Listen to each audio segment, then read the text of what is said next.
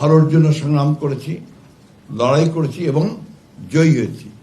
বিশেষ করে আমাদের তরুণেরা, আমাদের ছেলেরা, আজকে বাংলাদেশের যা কিছু ভালো অর্জন সব তাদের জন্যে।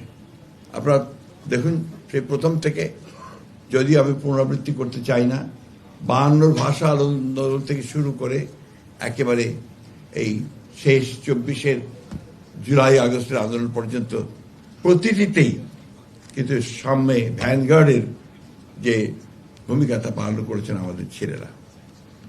ও সেখানেই আমাদের শক্তি।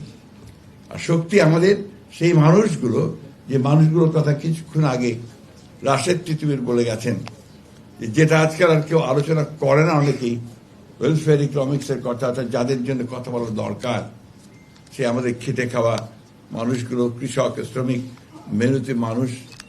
বৈষম্য তো তাদের কাছে, পুরো বৈষম্যটা তো সেইখানে।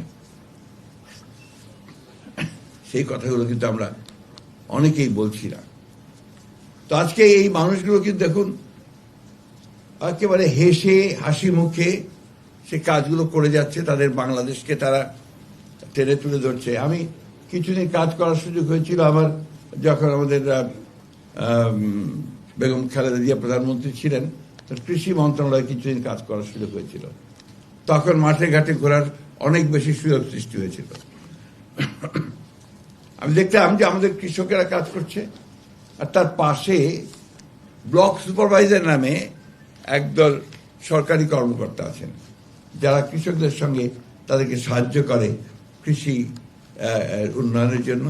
বিভিন্ন নতুন নতুন যে আপনার যে ইগুলো আসে, টেকনোলজিগুলো আসে,